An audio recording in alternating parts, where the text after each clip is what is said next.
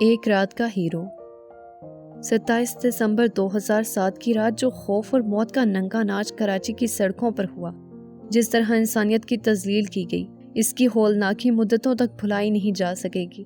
اسی رات ایک ایسا ہیرو بھی تھا جو اپنی جان کی پرواہ کیے بغیر، اس روز اس کا دل نہیں چاہ رہا تھا مزدوری پر جانے کا، مگر اس کو پیسے ملنے کی امید نے چارپائی سے اٹھنے پر مجبور کر دیا۔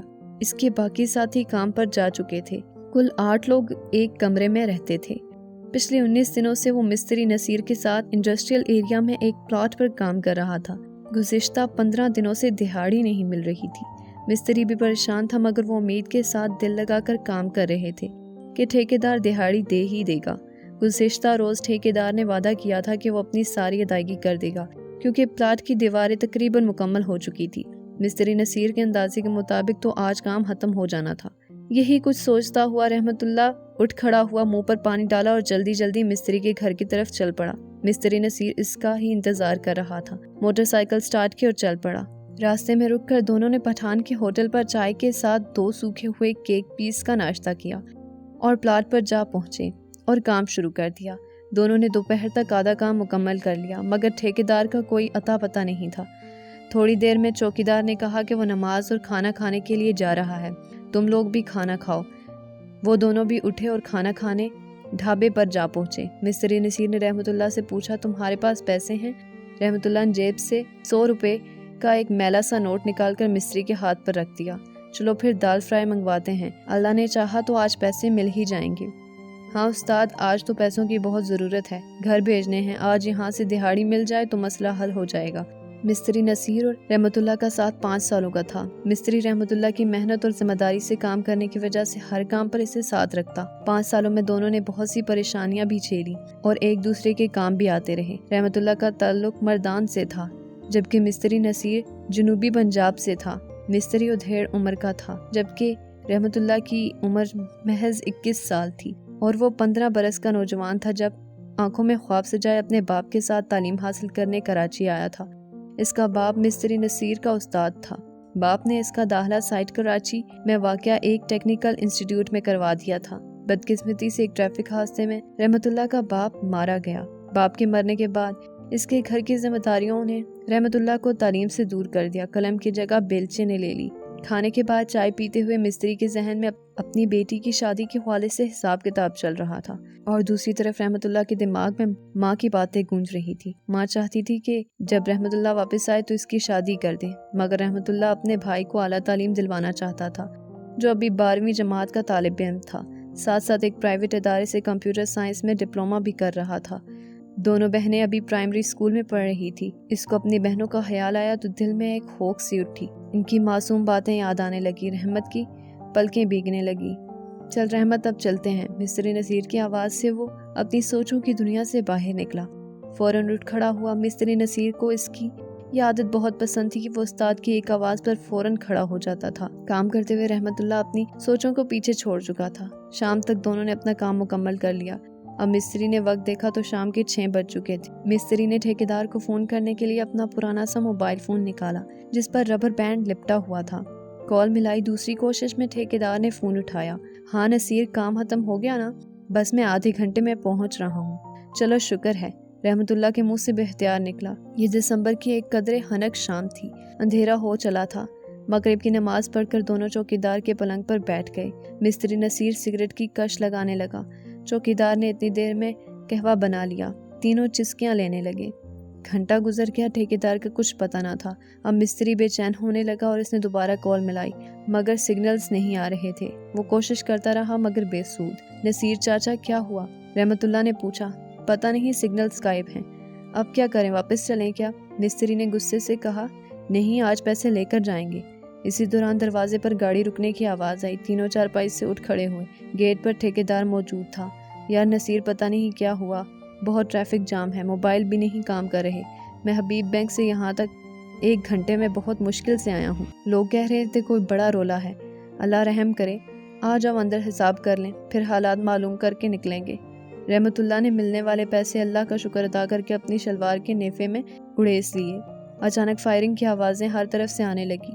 ऐसा लग रहा था जंग शुरू हो गई हो। चारों अफराद मुहतात अंदाज में गेट की तरफ बढ़े कि बाहर का जायजा लें। किसी के कूदने की आवाज आई, वो चौंक पड़े। चौकीदार ने टॉर्च की रोशनी में देखा तो 3 नौजवान थे, घबराए हुए। तुम कौन हो और यहाँ क्यों छलांग लगाई? हम बराबर वाली गारमेंट्स फैक्ट्री में से काम करते हैं। कुछ लोग फैक्ट्री में घुस आए हैं, उन्होंने गोलियां चलाई और लूट मार शुरू कर दी। हम अपनी जान बचाकर छत पर चले गए, वहाँ से इस प्लाट में कूद गए। हुआ क्या, क्यों कर रहे हैं ऐसे? ठेकेदार ने नौजवान से पूछा। पिंडी में बेनजीर भुट्टो को कत्ल कर दिया गया है। अरे तो इसमें फैक्ट्री वालों और इसमें काम करने वालों को क्या कसूर है?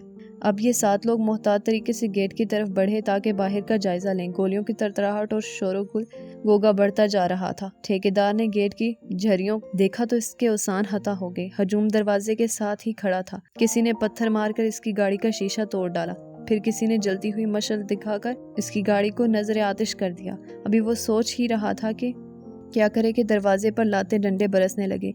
गोलियों और मग के साथ पत्थर भी फेंके जाने लगे। ठेकेदार ने चौकीदार से सरगोशी में कहा, हान बाहर सारे पठान हैं, हम छुप रहे हैं, तुम इनको मुतमईन करो। चौकीदार ने इन लोगों को के छुप जाने के बाद जोर जोर से पश्तो में पूछने लगा, बाहर कौन है? जवाब में पश्तो में दिया गया, दरवाजा खोलो। चौकीदार ने दरवाजा खोला और हजूम अंदर घुस आया। अंदर कोई है? पश्तो में सवाल हुआ। नहीं, मजदूर थे, शाम में चले गए, इधर हम हैं बस। तो बाहर गाड़ी किसकी है? हमको क्या मालूम किसका था, इधर कोई नहीं आया। 1-2 लोग ने अंदर देखने की कोशिश की मगर उनको यही समझ आया कि खाली प्लॉट है। एक झुग्गी है जहाँ चौकीदार रहता था। उन्होंने वक्त ज़ाया करना मुनासिब नहीं समझा और वापस चले गए। अब 7 लोग सर जोड़कर बैठ के कि अब क्या करना चाहिए। रहमतुल्लाह ने कहा, चाचा मैं बाहर जाकर देखता हूँ। हाँ ये ठीक है, जब तक हम तुम्हारा इंतजार करते हैं। रहमतुल्लाह लंबे लंबे डग भरता हुआ गेट की तरफ चल पड़ा। मिस्त्री नसीर ने आवाज देकर कहा, बेटा ख्याल रखना। चाचा फिक्र ना करो, अल्लाह मालिक है। थोड़ा सा गेट खोलकर बाहर झांका, इर्द गिर्द कोई नहीं था। वो बाहर निकल आया। हर तरफ आग और गोलियों की तरतराहट सुनाई दे रही थी।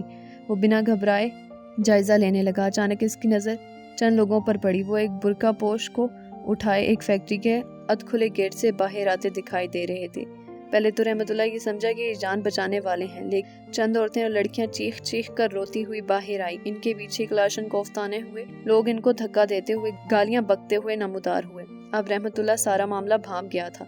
इसका गयूर खून खोल उठा, मगर इसने हिकमत से काम करके इनको बचाने का फैसला किया। वो मुनासिब फैसले से इनका पीछा करने लगा। चलते चलते इसने एक जलता हुआ डंडा उठा लिया।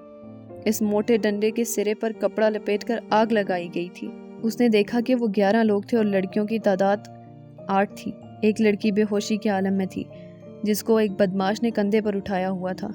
इन लोगों के पास असला भी था और रहमतुल्लाह बिना हथियार। उसने फैसला किया कि उसे सबसे पहले एक क्लाशनकोफ हासिल करनी है, जब ही वो इन मजलूम खवातीन को इन जालिमों से बचा सकेगा। वो भागता हुआ इन लोगों की तरफ बढ़ने लगा। किसी को अपनी तरफ आता देखकर बदमाश ठटके और बंदूकों का रुख इसकी तरफ मोड़ लिया, मगर एक पठान लड़के को देखकर रुक गए। एक बदमाश ने पूछा, कौन हो? इसने अपना नाम सलीम खान बताया और कहा, पीछे फैक्ट्री में बहुत पैसा है, वो तिजोरी में है। मैं इधर काम करता हूँ, जानता हूँ किधर है, हम आपस में बांट लेंगे पैसा, तुम लोग साथ चलो। अब इनमें मज़ाकरात शुरू हो गए कि क्या करना चाहिए। इनकी राल टपक रही थी और हाथ आई मजलूम लड़कियों को भी छोड़ना नहीं चाह रहे थे। उन्होंने तय किया कि 2 आदमी इसके साथ जाएंगे और बाकी इस सामने वाली बिल्डिंग में इनका इंतजार करेंगे। जल्दी से काम करके वापस आ जाओ। रहमतुल्लाह 2 बदमाशों को हमरा लिए चल पड़ा। वो बहुत पुरसुकून था। चलते चलते रहमत ने एक गुंडे से पूछा, ये लड़कियां कहाँ से हाथ लगी और कहाँ लेकर जाओगे? बदमाश ने कहा, एक गवर्नमेंट फैक्ट्री से उठाई हैं और डेरे पर लेकर जा रहे हैं। वो एक फैक्ट्री में दाखिल हुए। वो दोनों बदमाश रहमत के साथ चलते हुए इमारत की सीढ़ियों तक पहुंचे। रहमतुल्लाह आहिस्ता आहिस्ता इनसे आगे निकला और फिर संभलने का मौका दिए बगैर दोनों को जोरदार धक्का दिया। दोनों बदमाश अपना तवाज़ुन खो बैठे और गिर पड़े। कलाशनकोफ इनके हाथ से छूट गई और दोनों लड़कते हुए नीचे की तरफ चले गए। रहमतुल्लाह ने फुर्ती से एक कलाशनकोफ उठा ली और दूसरी कलाशनकोफ उठाने के लिए तेजी से नीचे की तरफ आया और इस दौरान एक बदमाश को संभलने का मौका मिल गया। वो भी कलाशनकोफ की तरफ लपका, मगर देर हो चुकी थी। रहमतुल्लाह ने कलाशनकोफ का बड़ जोरदार तरीके से इसके मुंह पर मार दिया और वह एक जोरदार आवाज निकाल कर गिर पड़ा। रहमतुल्लाह ने दूसरी कलाशनकोफ कंधे पर लटकाई और नीचे उतरा। नीचे दूसरा बदमाश जख्मी हालत में कराह रहा था। रहमतुल्लाह ने एक बट इसके सर पर मारा और तेजी से नीचे उतरा।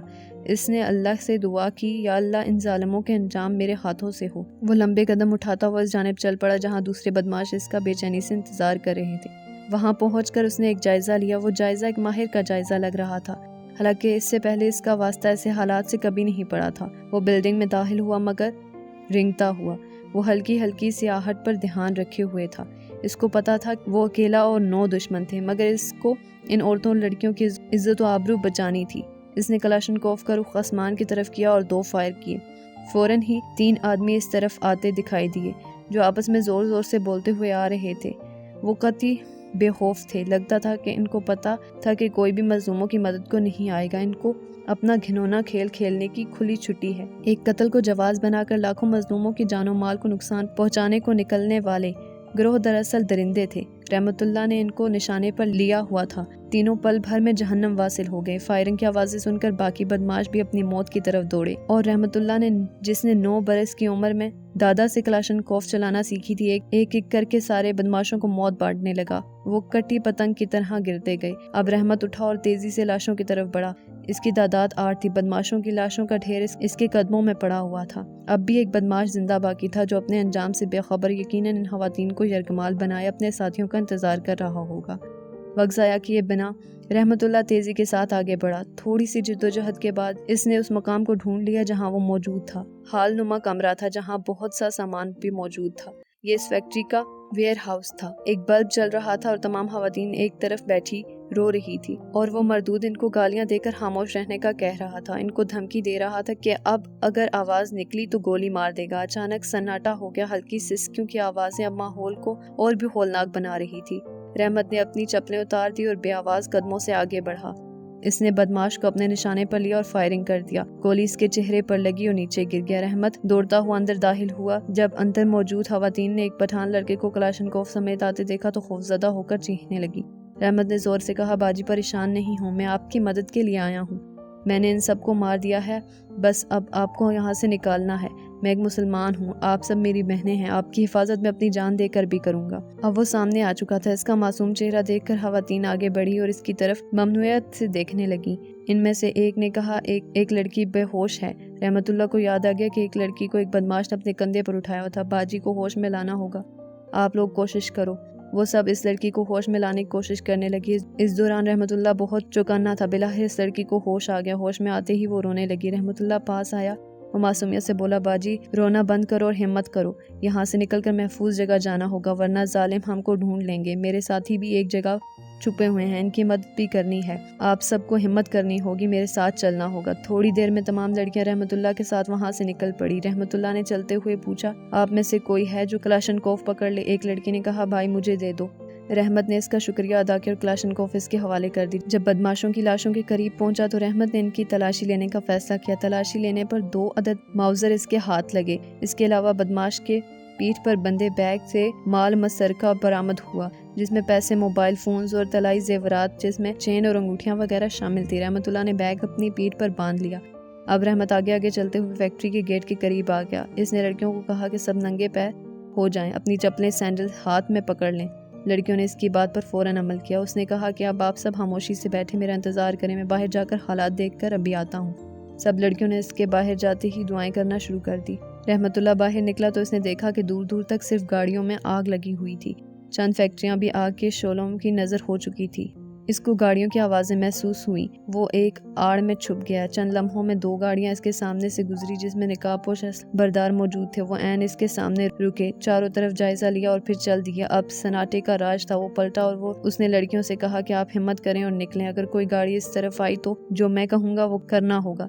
سب نے اس بات میں سر ہلا دیا۔ لڑکیاں بری طرح ڈری ہوئی تھی۔ اب وہ سڑک کے درمیان تھے۔ انہوں نے گاڑی کی آواز سنی۔ رحمت نے زور سے کہا، دوڑو، اور دوڑتے ہوئے سڑک کی دوسری طرف پہنچ کر رحمت پلٹا اور سڑک کے اوس میں پہنچ گیا۔ لڑکیاں دوسری طرف جا کر بیٹھ چکی تھی اور اندھیرے کا حصہ بن چکی تھی، لیکن جب سامنے سے گاڑی آتی تو بہت مکن تھا۔ اس کی تیز روشنی ان کی موجودگی ظاہر کر دیتی۔ خوش قسمتی سے جو گاڑی وہاں پہنچی تو ایک کھٹارا سی ہائی لیکس تھی جس کی ہیڈ لائٹس بھی بہت مدھم تھی۔ رحمت اللہ کو دیکھ کر انہوں نے گاڑی روک لی۔ گاڑی میں 2 پٹھان موجود تھے جو کہ رحمت اللہ کو شکل ہی سے بدماش نہیں لگے، مگر وہ کوئی خطرہ نہیں مول لینا چاہتا تھا۔ اس نے پوچھا، کہاں سے آ رہے ہو؟ جواب پشتوں میں کہا گیا کہ وہ حالات خراب ہونے کی وجہ سے پھنس گئے ہیں، اب گھر جا رہے ہیں۔ رحمت نے ان کو جانے کا اشارہ دے دیا۔ گاڑی وہاں سے جانے کے بعد وہ آہستہ آہستہ پلاٹ کی طرف جانے لگے۔ رحمت اللہ نے لڑکیوں کو مختصراً پلاٹ اور وہاں پناہ لیے ہوئے لوگوں کے بارے میں بتا دیا۔ گیٹ پر پہنچ کر رحمت نے کہا کہ وہ پہلے اندر کے حالات کا جائزہ لے گا۔ وہ گیٹ پر چڑھ کر دوسری طرف کود گیا۔ اندر جا کر جائزہ لیا اور آواز لگائی۔ چوکیدار اور مستری نصیر کی آواز نے اس کا حوصلہ بلند کر دیا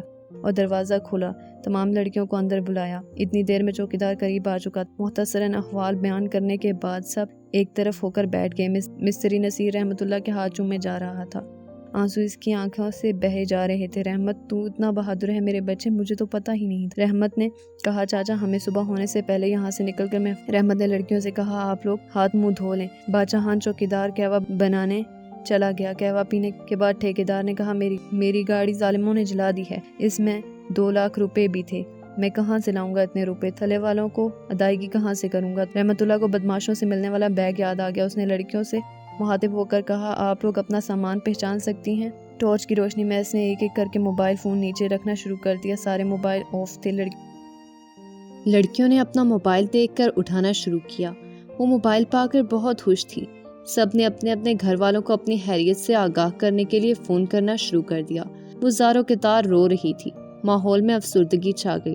رحمت اللہ نے آواز ہلکی رکھنے کو کہا، پھر اس نے طلائی زیورات نیچے رکھ دیے اور کہا جس کا ہے وہ لیتا جائے۔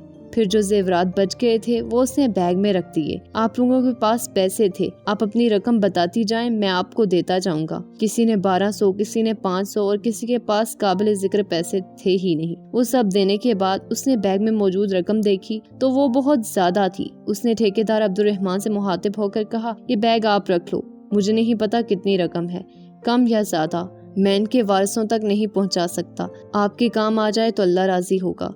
ٹھیکیدار نے روتے ہوئے بیگ لے لیا۔ رحمت اللہ ایک ہیرو بن چکا تھا۔ وہ اب بھی مضطرب تھا۔ اس کو تمام لڑکیوں کو بحفاظت گھر پہنچانا تھا۔ 5 لڑکیاں اورنگی ٹاؤن کے علاقے گلشن بہار ضیاء کالونی سے تعلق رکھتی تھی۔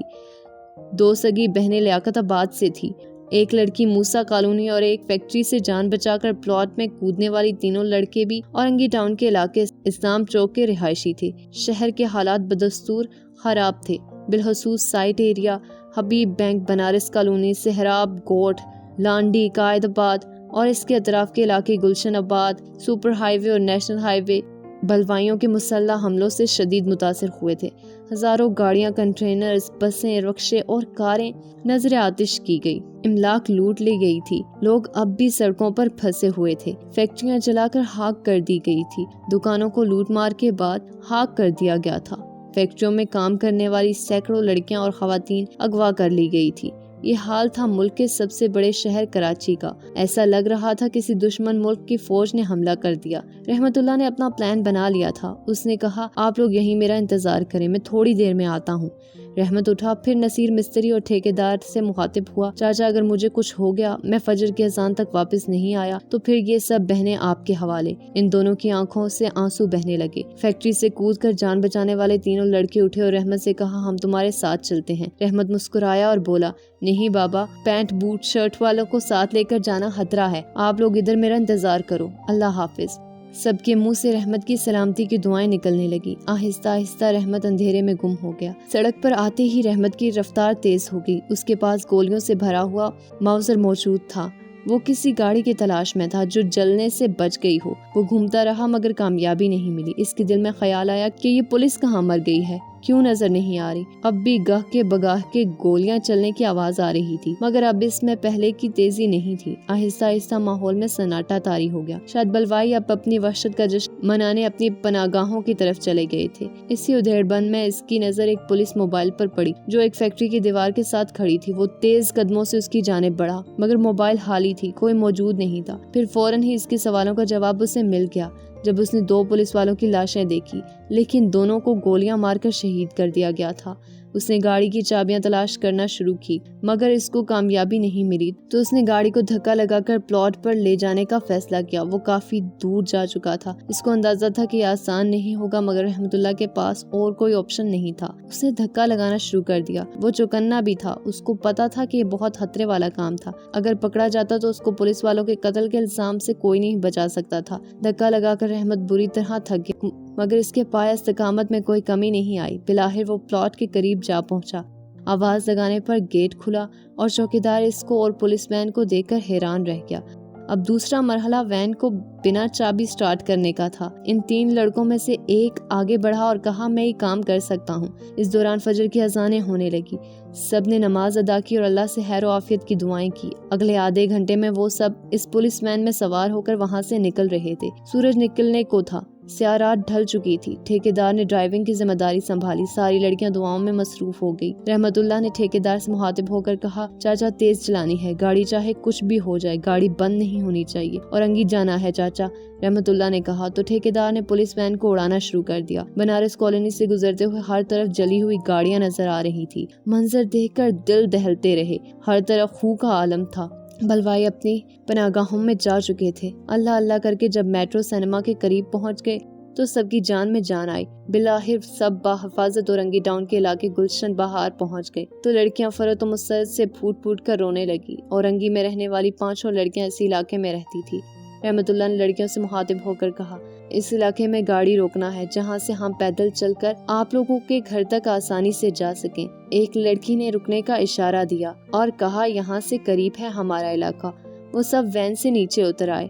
رحمت اللہ نے کہا، آپ لوگ روڈ پر چلیں، ہم آتے ہیں۔ یہ شاہ فیصل چوک کا علاقہ تھا۔ منصوبے کے تحت کچھ دور جا کر پولیس وین سے پیچھا چھڑانے کے لیے مناسب جگہ دیکھ کر انہوں نے وین روک دی اور نیچے اتر آئے۔ اسلحہ بھی وین میں ڈال کر دونوں تیز تیز قدم اٹھاتے آگے بڑھتے گئے۔ ابھی کچھ ہی فاصلہ طے کیا ہوگا کہ موٹر سائیکلوں پر موجود چند نوجوان وہاں آ پہنچے۔ ایک پٹھان لڑکے کو دیکھ کر ان کے اندر کی حباست پوری طرح جاگ چکی تھی۔ انہوں نے اسلحہ نکال لیا اور ایک لڑکا آگے بڑھا اور رحمت اللہ سے مخاطب ہو کر کہا، ہاں بڑبک کون ہے تو، اور تیری ہمت کیسے ہوئی اس علاقے میں آنے کی؟ اس سے پہلے کہ وہ ہاتھ اٹھاتا ٹھیکیدار آگے بڑھا اور کہا، بھائی میری بات سن لو، اس کو میں لے کر آیا ہوں۔ ہمارے ساتھ وہ لڑکیاں ہیں جس کی جان اس نوجوان نے بچائی تھی۔ لڑکیاں کہاں ہیں؟ اس نے دیدے نکال کر کہا۔ ٹھیکیدار نے جواب دیا، وہ گلشن بہار کی طرف جا رہی ہیں جہاں ان کا گھر ہے۔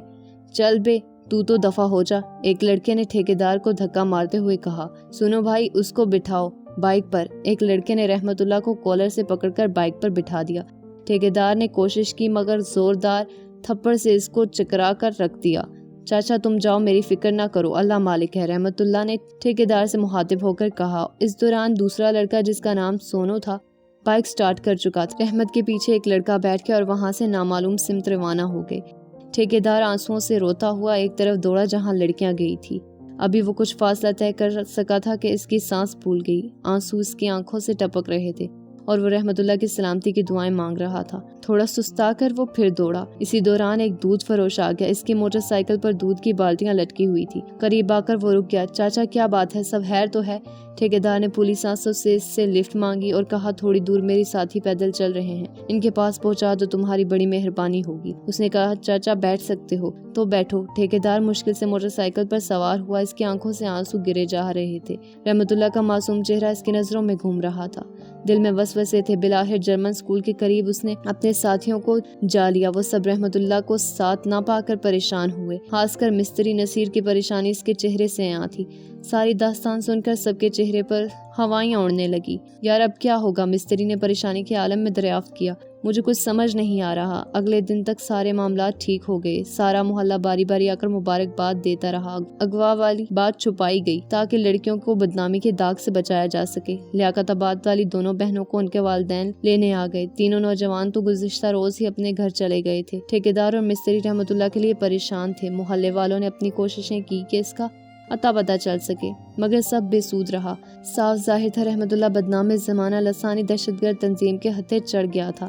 31 دسمبر شہر کے حالات نارمل ہو چکے تھے۔ لوگ زخموں کو بھلا کر زندگی کی نئی شروعات کر چکے تھے۔ ٹھیکیدار عبدالرحمان صبح 10 بجے بال کٹوانے ہیئر ڈریسر کی دکان پر پہنچا اور صوفے پر بیٹھ کر اپنی باری کا انتظار کرنے لگا۔ وقت گزاری کے لیے اس نے اخبار کا مطالعہ شروع کر دیا۔ ایک چھوٹی سی خبر نے اس کے اوسان ہتا کر دیے۔ لکھا تھا، اورنگی ٹاؤن اجتماع گاہ کے قریب پہاڑی سے ایک 25 سالہ پٹھان نوجوان کی لاش ملی ہے جس کو شدید تشدد کا نشانہ بنایا گیا ہے۔ وہ تیزی سے اٹھا اور باہر نکل آیا، جیب سے موبائل فون نکالا اور نمبر ملایا۔ دوسری طرف سے ہیلو کی آواز سنتے ہی عبدالرحمان بولا، مستری کہاں ہو؟ میں آ رہا ہوں تم کو لینے، اور مزید کچھ کہے سنے بغیر فون بند کیا اور موٹر سائیکل سٹارٹ کی اور نکل پڑا۔ کچھ دیر بعد وہ اورنگی پولیس اسٹیشن میں بیٹھے تھے۔ سر، وہ اخبار میں ایک خبر پڑھ کر آئے ہیں۔ آپ کے پاس ایک پٹھان لڑکے کی لاش ملی ہے۔ ہاں، ایدی سردھانے میں ہے اس کی ڈیڈ باڈی۔ پہنچ کر وہ دونوں لرزتے قدموں اور دعا کرتے ہوئے کہ وہ لاش کسی اور کی ہو. لاش رحمت اللہ ہی کی تھی، جس کے جسم پر بے پناہ تشدد نمایاں تھا.